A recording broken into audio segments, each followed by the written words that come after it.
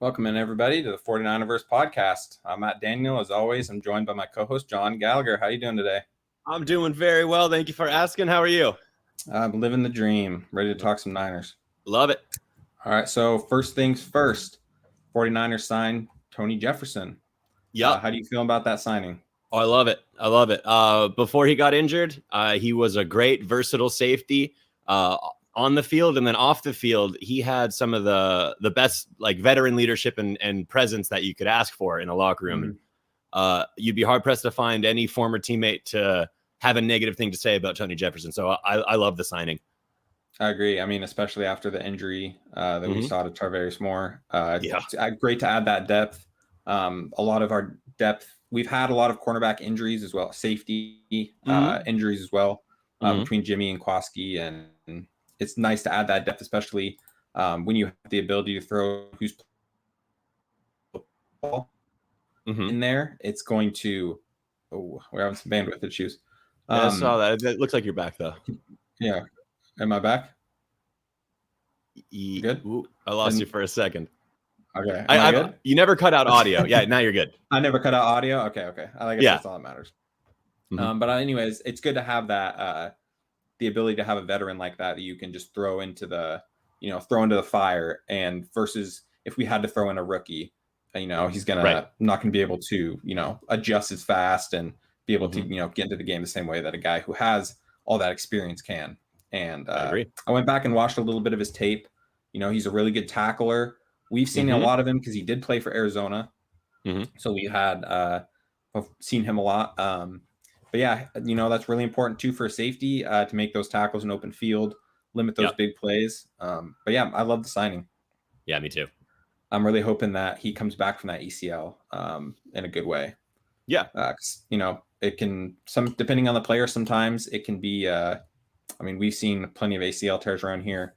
Hopefully it doesn't, he recovers well. Yeah, I'm hoping so. Yep. So what do we have next? So before we get into anything else, make sure to follow us. You can follow us on Twitter at the 49erverse. Sub to our YouTube, youtube.com/the49erverse podcast. You can find me at Matt_NFL_ and John at Genghis_John_. You can see our Twitter ads up there on the page. We're now officially on schedule. No more random lives and random uploads to YouTube. Where we're officially going to be going live every week, 8 p.m. Eastern for our weekly show. And we'll be doing a live post-game show once the season gets going. Also giving away a signed Deebo Samuel jersey. You can see that on the 49erverse as well as my Twitter. Go retweet, follow, enter. We should be doing a lot more giveaways in the future, hopefully. So keep your eye out for that. So let's get into the dreaded injury curse, as I like to call it. There's a certain point where you just have to question everything. Like, what is happening? What's going Santa wrong? Clara? Yeah. I don't know what it is. It seems like we changed our strength and conditioning coach, right? Yeah, they swapped out a lot of that training staff. And Jeff Wilson hurts his knee standing up, literally. Yeah. He was sitting in a chair, and he stood up, and now he's out for 6 months. Well, he's always been a very violent stander upper, so I think it was a lot of tread worn off those tires. It was just a matter of time. Yeah, his mom always used to say, "Man, Jeff, if you don't stop standing up so fast, you don't start standing up. Yeah, you're gonna regret it. Yeah, it's too quick." Yeah. So I don't know what that's all about. And then Justin School tore his ACL. Tarvarius Moore, what did he do? He tore his Achilles. They are both expected to miss the season. That one I fear more for a football player than the ACL. There have been plenty of times where, if you rehab correctly, if you strengthen around the injury with the ACL, you can come back. The explosiveness that you lose when you tear the Achilles is so hard to get back. And yeah, I'm really hoping that he rehabs well, and I'm wishing him the best. Dude, Achilles tears suck. That's a really terrible injury for a football player. Yeah, it's terrible, especially for someone in the secondary who's having to make cuts like that all the time. Got to cut. You need to explode. Yeah, so much happens and so much rides on that Achilles for those types of players. Yeah, especially he was on the last year of his rookie contract. Yeah. And that's just kind of the year that you're supposed to, or that you at least want to, You show out the best you make that can. money, right? Yeah. Because if you show out, even if he's not going to be a starter, should everything go well, should Kwaski heal well and all that stuff, he shouldn't have to play. But you still, hate to see that for anyone, regardless of even if they are a starter or, your best player on your team. This guy just lost out on millions of dollars. And depth is super valuable. So like when you start chipping away at depth too, like it sucks on a lot of different fronts. Yeah, because we saw Tarvarius have to step up multiple times with Jimmy Ward missing some games. Right. So that's a huge knock. Justin Skule hurts as well. Yeah. He's definitely with how often we get hurt, we need that depth. And when our depth gets hurt, that's when you get River Craycraft coming up from the practice squad on Thursday Night Football. Yeah, it's a rough situation to be in. I don't love it. Yeah. What do you think it is? So I actually kind of have had a lot of theories over the years. Okay. This one, so Grant Kahn, I was watching his live today, and this was his theory. So he was talking to, I don't remember who he said he was talking to, but basically a lot of teams in the NFL, he was mentioning the Seahawks specifically. Okay. They emphasize recovery. Recovery is like a huge part of everything that they do, especially in the off season. And the coaches say, like, don't work too hard this off season, right? Yeah. The 49ers seem to, it sounds dumb, but work too much because they emphasize strength a lot. And we see Kittle's getting massive, getting yoked out of his mind. Fred Warner and Bosa, all these, dudes are getting huge, but they also don't stay healthy, minus Fred. Right. So I'm wondering if they're going into the off season and they're working out too much and they're not letting their bodies recover from the most physically demanding sport, right? I'm not going to say world because I'd probably say rugby, but in America, and they're not giving their bodies the time that it needs to fully recover from it. So when they come back and their body still, hasn't hit that full peak recovery, they're just hurting themselves again. Yeah, could very well be. The other theory is that our practice field is the wrong material. It's just the wrong material? It's just the wrong material. I don't know. Well, MetLife claimed a few of our Niners last season, so I don't necessarily think that's OTAs or the strength and conditioning staff. That field was noticeably bad, and players talked about that. I mean, last year, if you do take away MetLife, our injuries aren't as. They're not as bad. They're not as bad. And didn't Saquon tear his knee on that field too? I think he did. Yeah. Yeah. So that field took a few players last season. And I'm hoping that they address whatever the hell they need to address to make sure that doesn't happen. It's a field. I hope you fucking get it right. Yeah, right. It's like the one thing it needs to be is like safe for the players, but it seems to be the exact opposite. Sometimes it seems like a low priority, especially like after rain games. It's like, why are you guys playing in that? Like, why didn't you guys at this point it's like put a tarp over it. Yeah, we need to start practicing in like fucking tennis shoes.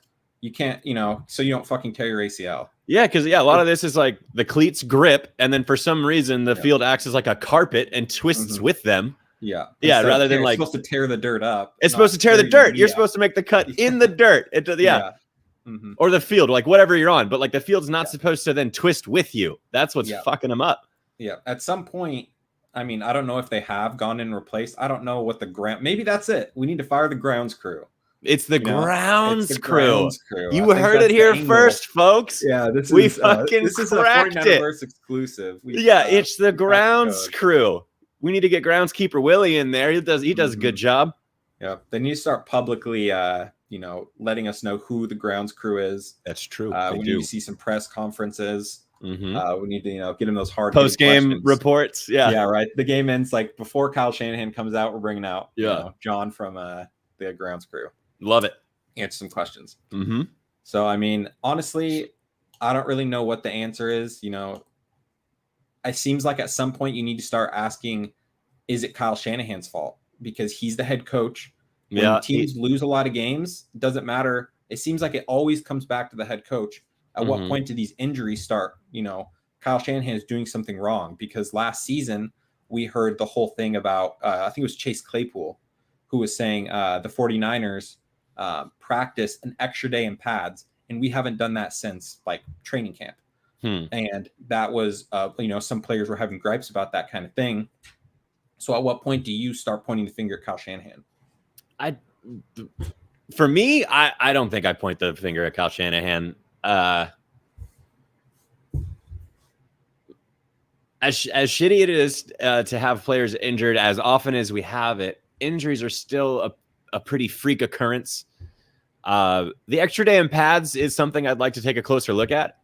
If that's something that they move away from and we start seeing, more player longevity, I think that'll be, an easy, conclusion to draw is like, yeah, they were working too hard. It's hard for me because a lot of players too, they work out on their own. They do their own camps and stuff before OTAs. Shanahan's got nothing to do with that. So it's tough for me to believe that, like, okay, once they start under Shanahan's supervision, that the risk for injury then just goes up. I don't know if I ever point the finger at Shanahan for that, but I would like it. We saw today in the press conference that Shanahan did take a step back and say, we're canceling the OTAs. We're not going to resume till much later. So it sounds like he's open to the idea of trying to address this, the plague of injuries. I just don't know that I would ever hang the blame, on him. Well, he also said during his presser that the canceling OTAs had nothing to do with injuries, and he was going to do it anyways. Interesting. So, I mean, I love Kyle Shanahan. I always have. I like to always, give him the benefit of the doubt when it comes to some stuff, but it is hard to not eventually say, he is the head coach, and maybe he does need to start taking a little blame. But then again, you have guys getting hurt from literally standing up. You can't have him micromanaging every single thing that happens on the field. Exactly right. Tore his ACL doing a back pedal. He's a safety. That's the one move. He probably backpedals in his sleep. He dreams about backpedaling. Exactly right. And then he tears his ACL. Justin School tore his ACL doing pass protection drills. That's what he does. He's a tackle. He does pass protection drills. Football's violent, even when you're not in a game. The movements that you have to make are very demanding for the body. Injuries are just a freak occurrence that I wish we could get rid of them, but that's never going to happen. So I do have one final theory. So what if it's just it seems like we have a knack for going after players who already have a history of injury. So I think we did. But that's a little different. Walk? Yeah, the Baalke regime was definitely like, oh, let's roll the dice on this guy. High upside. Fell in the draft because of he's picked some pretty horrific injuries for the upside. So that I don't necessarily care for. Recently though, like that was a veteran signing on the cheap. That wasn't a very expensive acquisition, and that one is I see it as a little bit differently. Like the Baalke regime saw college players play very well in college and then suffer the injury and then fall in the draft. And then he tried to capitalize on that. Verrett played like a top 5 corner in the NFL before these injuries. So the idea that like, oh, he's got this upside and we're going to use that. Verrett already established a lot of real high floor type of play. So I liked going after him for that. It was a pretty cheap acquisition and it's worked out too. And then Sherman coming off the Achilles as well. He wasn't necessarily that expensive either. So like, it's not like we wasted draft capital and it's not like we, burned a ton of cap money to sign these players. So like, I see those kind of injury signings in a very different light than how the Niners used to pick their players. Yeah, but I mean, D Ford had injury trouble, and we paid him the house. Quan Alexander had injury trouble. We paid him the house as well. Fair point. Neither of those have really came to be worth what we paid for. You could argue Quan, but I was going to say D Ford was not. D Ford wasn't as much, yeah, and I really wish he could have been because he's flashed some great play. Quan, though, when he was playing, was flying to the ball. I like when Quan was healthy and playing with the Niners. I did not think it was an overpay. I thought that he was playing very well and very consistently. It's a bummer that it just didn't stick. Yeah, I would say that it was worth. I don't know.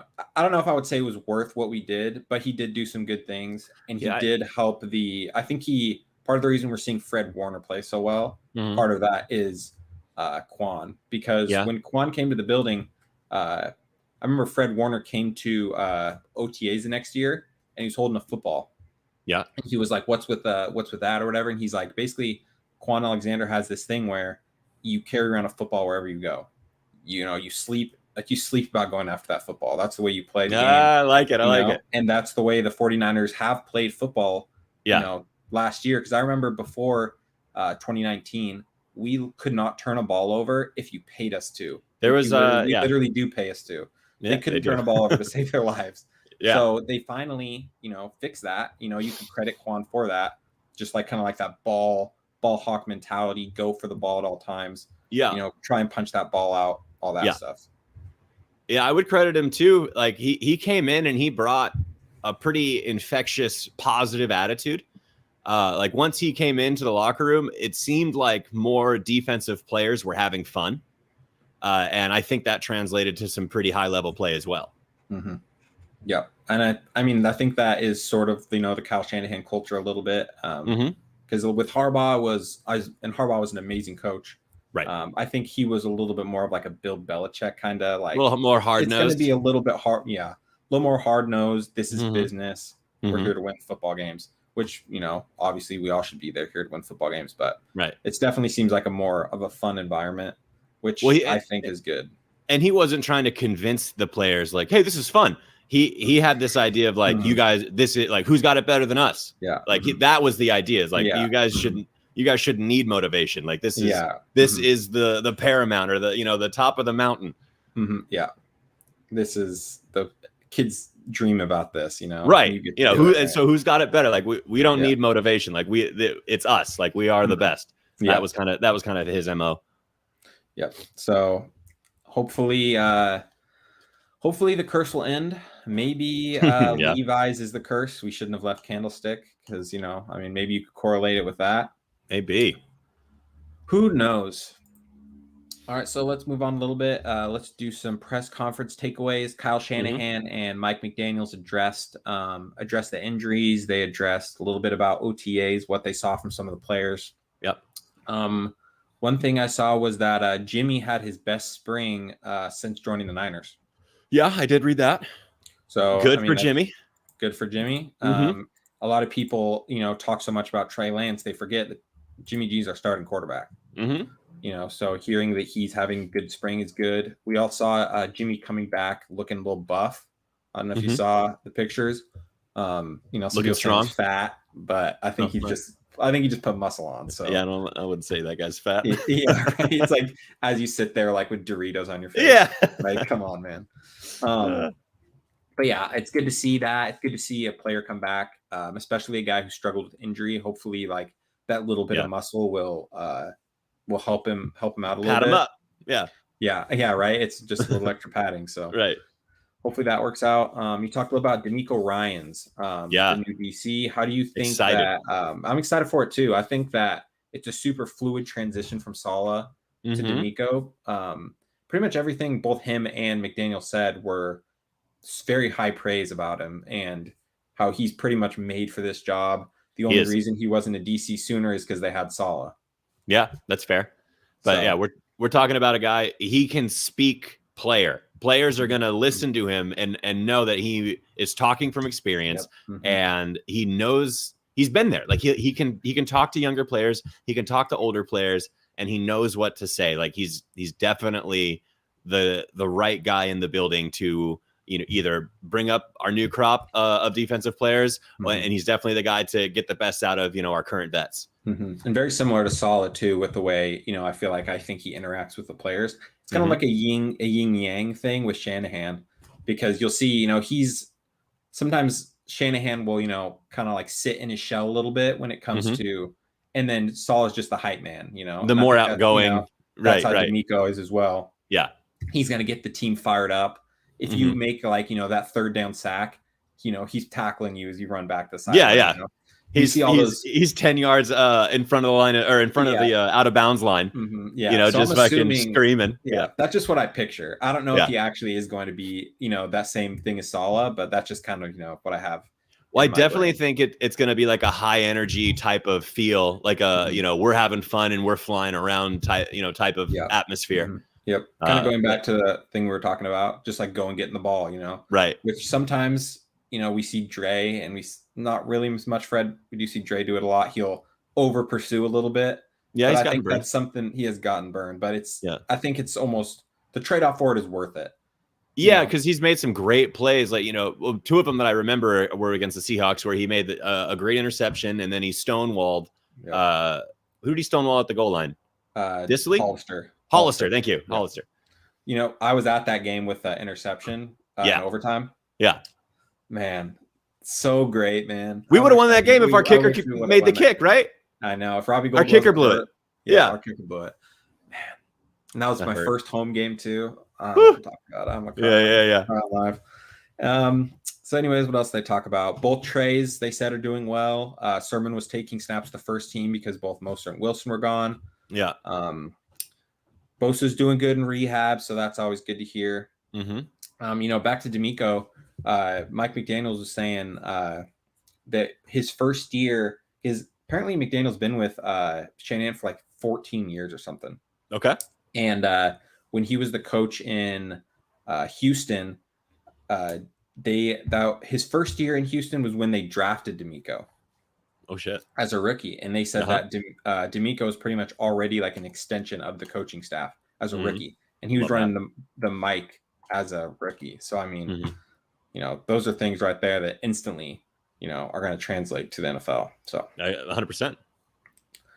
All right. Do you have anything else to note about press conferences or injuries or anything like that? No, just wishing all of the Niners a speedy recovery. I'm hoping we are reading the last of, the preseason injuries. Yeah. Seriously, if I have to wake up again to hear another out for the season and it'll suck. Yeah.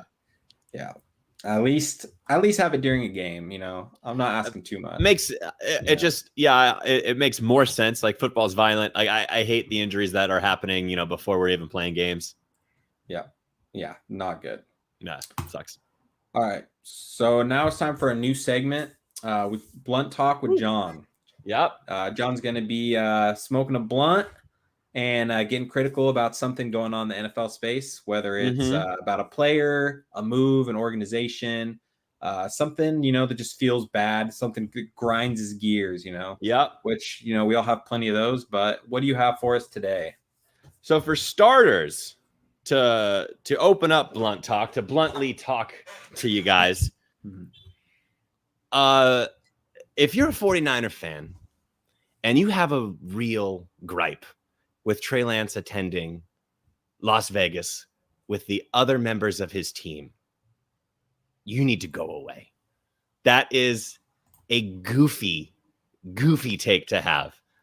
This man just got drafted in the first round in the NFL. And his teammates, they want to go to Vegas.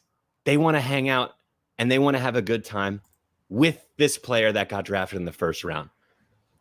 If you take that information and then you summarize some kind of idea that Trey Lance is doing less than other quarterbacks, you're bad at information. You take information and then you make non-information up. That's what you do. And you need to stop. And that's how we start Blunt Talk. Yeah. There's cold takes and then there's ice cold takes. Yeah. This one would fall in the ice cold category. I think we're all talking about one tweet in particular. Sure. I'm just going to read it for you guys. Trey Lance in Vegas ain't a good look. Justin Fields would rather be studying a playbook than to be in Vegas. Different breed. Shoulder shrug. Yeah. Yeah. That's a bad take. I think he later went on to double down that he's now giving off Johnny Manziel vibes, and I wanted to jump through my computer screen. I was hoping you were going to say he came back and apologized and said, nope, that didn't happen. Oh, that was wrong. He doubled down with a Johnny Manziel take. So the take got worse. Take got way worse. Take got way worse. Fucking. It's, Trey Lance got drafted and then he flew to Santa Clara the next day. And now he's been there the whole time. Whole time. Yeah. So then, Vegas is a pretty popular, weekend getaway spot for people in Santa Clara. It's what, 6 hour drive maybe in that ballpark? They didn't drive. Yeah. Well, I guess they flew, whatever. Yeah. It's a quick weekend. Quick trip. So it's not like, I can't think of another example, but it's a typical weekend thing. They didn't miss practice because of it. Right. And he's not gonna, sorry guys, I can't come. I need to study the playbook. Well, also there is footage of all of them in Vegas. They're like walking poolside. They look like they're having a fine time. In nowhere is there footage of Trey Lance in a bathroom looking way more drunk than he should be. Fucking just talking shit to the camera. That's if he did that, then I would understand Johnny Manziel vibes. But to compare those videos and like the level of partying that we saw Manziel partake in, and then say that this guy walking calmly in the background behind Kittle and I think Warner is a comparison, no, you should go away. Yeah. If anything, if I am giving Trey Lance advice, it's going to be take the advice of Fred Warner and George Kittle. You know, 100%. They've both been in the league. They both know what they're doing. Yeah. They're both tops at the position. Tops of their position. Yeah. If they think it's okay to take a trip to Vegas, right, then it's okay to take a trip to Vegas. I fully, I condone. I would let George Kittle and Fred Warner watch my kids. I don't have any kids. 100%. But if I did, I want to see a Kittle and Warner babysitting service. Yeah, right. Yeah, that needs to be like a special that George Kittle does in the offseason. George Kittle and Fred Warner babysit your kids. You come back and maybe you start raising a Pro Bowler. There you go. Right. Maybe that's all it takes. You just need to let them experience what it feels like to be around. Like, just give it that level. Here's an example of greatness. Yeah. Right. You need to. Yeah. So I don't know. I don't think it's bad at all. I agree with you. It's a bad take. I don't think I saw too many people with that same. Yeah. I did. Like one guy. I did see a lot of solid ratios of like, hey man, you need to just cool it. Because is a bad take when 98% of the retweets are quote tweets. That's how you know that this take is bad. Right. Part. And to completely disregard like the team building or like the chemistry building that then goes on a weekend trip after you've started OTAs. Yeah. Like, what are we doing? Yeah. If you see Julio Jones and Ryan Tannehill taking a trip together, granted it's different, but Kittle is essentially his number one target, his number one wide receiver. 100%. So chemistry between my number 3 overall pick and my leading person who's going to be the most targeted person on my offense. There are way worse things that can happen. Way worse. So if he's wants to take a trip to Vegas on the weekends, they're human. Yeah. He hasn't had time to celebrate yet.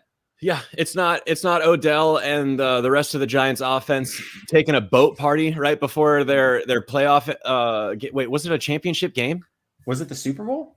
It wasn't the Super Bowl. I think it was to get to the Super Bowl, but it's like they are in the playoffs for like the first time in years, and then they have like a championship game lined up, and then before that game, they miss out on practices and they're seen, partying on a boat, and then fast forward to the game, and they are playing sloppy.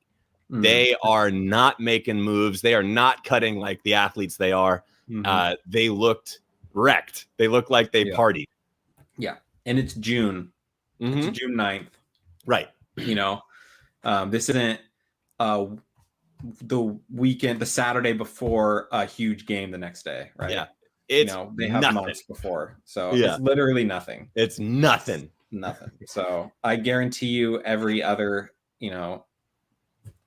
team right now is doing some sort of team bonding Team exercise. building, team chilling. And if 100%. If it wasn't Vegas, there wouldn't be a single thing. If it was Hawaii, I don't think that anyone would have said anything. It's Or just if the they fact went that hiking in Montana. yeah, right. Yeah, exactly. I mean, it's just the fact that it's Sin City. I mean, I'm sure that I don't know exactly what all they did while they were there. We really only saw the one video. I don't know if I hope they cut loose. I hope they cut loose in the evening time and had fun. Yeah, I do too. Yeah, I hope they're leaving that trip going like, hey, man, you're all right. They're all looking at each other and they feel like taking the field together. Yeah. Like that. I mean, that is incredibly important. Yeah. I mean, they are teammates. So, right. Yeah. So it's super important, especially for a quarterback. Mm-hmm. All right. So what do we got next? Julio Jones. He didn't end up coming to the Niners as we wanted. I think that he did go to a pretty decent spot in Tennessee, for fantasy in general. If you're interested in that type of thing, what are your thoughts about the move? It's a great move for the Titans. They were 11-5 last season with not that great a defense. Mm-hmm. They added, they've got a few pieces to develop on their defensive front, but to go 11-5 with the current offense with A.J. Brown and Derrick Henry, that's already very impressive. You put Julio Jones into that mix, defensive coordinators are losing sleep now. Like you can't double team anybody anymore. Like before, you could double team AJ and then take your chances if it's a play action or if it's a run to Henry. Usually you have to key in on Henry first. Yeah, so 9 guys in the box. Yeah, so now you've got Henry. So if you're playing light, if you've got a nickel out there, AJ Brown's is gonna beat somebody, or Julio's gonna beat somebody. It's pick your poison, and it's gonna be filthy to watch. I can't wait. I think like the best news that could come out of this is the fact that he went to the AFC. I agree with that. That is pretty much the best news that, as far as from a 49er standpoint. Yeah, we have to play him, but it's not a divisional opponent. Yeah, we do have to play him. That's going to be an interesting game. That one's Thursday night. I think it's week 16. Probably going to be playoff implications. Yeah, probably going to be a little cold.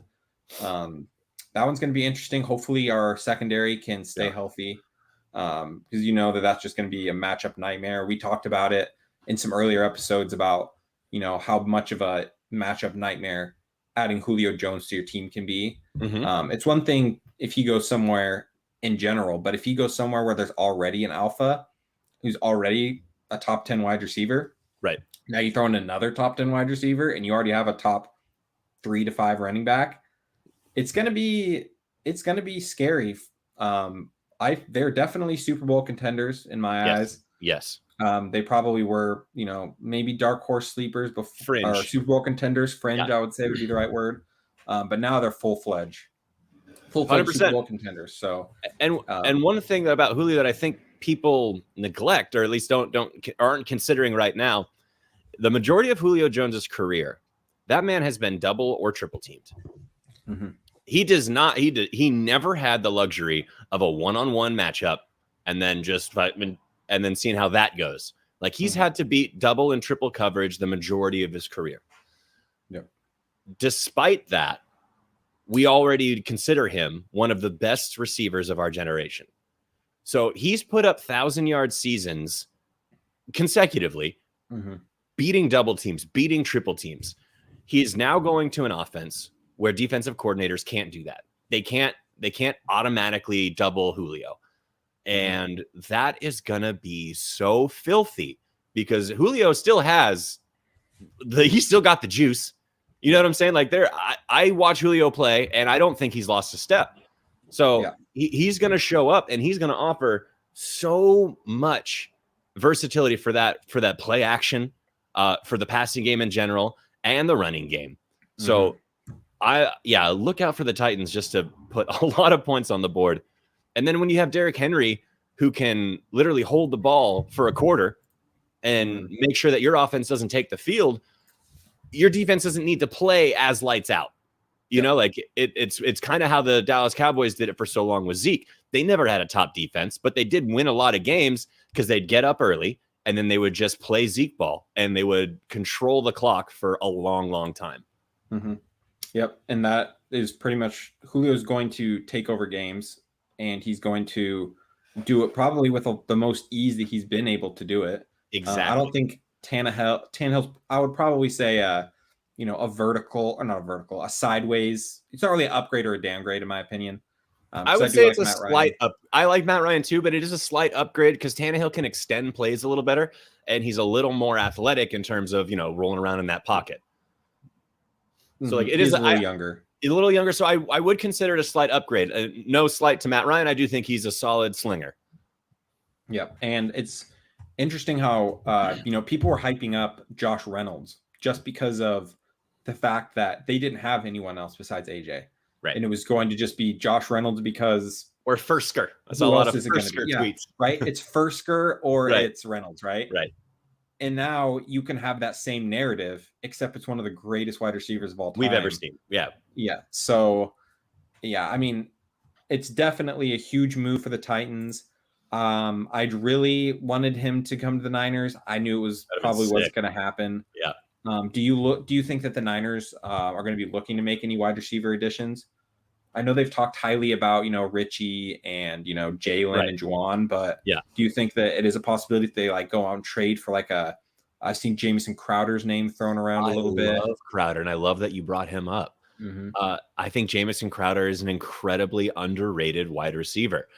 In the right system, he has the skill set, I think, to be, 100 reception on the year type of receiver. Mm-hmm. He's probably real cheap right now too. So in terms of wide receivers that are available, if the Niners went after him, I would totally agree, and I would love the signing. Yeah. Outside of him right now, there's not too many players that I'd want to then go spend money on. One thing that I am keeping my eye on though is DJ Moore in Carolina. They may not pick up his option, and if that's true, I would love the Niners to go after him. Next year is going to be interesting when it comes to wide receivers. Yeah. Because like you said, whether or not they do pick up, I think it does depend on what Terrace Marshall does. How good he is. If he busts, they pretty much have to, keep DJ. Did you see an official report about that, or was it just beat writer speculation? I think it was, I can't remember at this point. I scrolled a lot. But it was, I believe it was speculation at this point that they're not picking up the option for DJ Moore. And so I'm going to keep my eye on that, because if that's the case, that's a wide receiver that would absolutely flourish in a Shanahan system. You're talking about another rack and yak monster. Once he has the ball in his hands, he's incredibly hard to tackle. Yeah. He would be amazing. For our system. And Jamison Crowder, as a wide receiver 3, I think would be a good fit. 100%. He would to take over that KB role. Mm-hmm. It would be perfect for him because he's that possession guy. He's that guy, that third down guy that you can look to. That's the guy that we need. Because you do need that third guy. He's really important to an offense. And a third down passing set where they know you're throwing the ball. You need a guy that's going to be able to either take the nickel corner and get open. Right. And he could do that. I think he would be a good number 3. 100%. And the Jets have invested enough in wide receivers early too, like Elijah Moore. And then they've also got Mims, wide receivers that are young that they spend Corey Davis. Oh yeah. But Mims and Moore, they've spent draft money or draft capital on that, so they're going to want to see that develop. Yeah. If it turns out that Crowder is not really a priority for them to make sure that they sign, I'd love it if the Niners, made a move. Yeah, he is sort of one of those people. His name's getting thrown around as kind of maybe a preseason cut. So yeah, that is something to keep an eye on. If you flat out cut and we can just sign him. Yeah. Whew. Yeah, I think that if he does get cut, the chances of him being a Niner are 50%, pretty high up there. I would say we would easily be the favorites. We were the second favorites for Julio, and now that passed, I would say we're probably favorites for Crowder if that does ever come about. Yeah, that'd be great. But that does hit our time limit for the show. Thanks everybody for coming. Make sure check out our Twitter. Keep up with everything, and we will see you guys next week. You guys take it easy. Sounds like football, baby.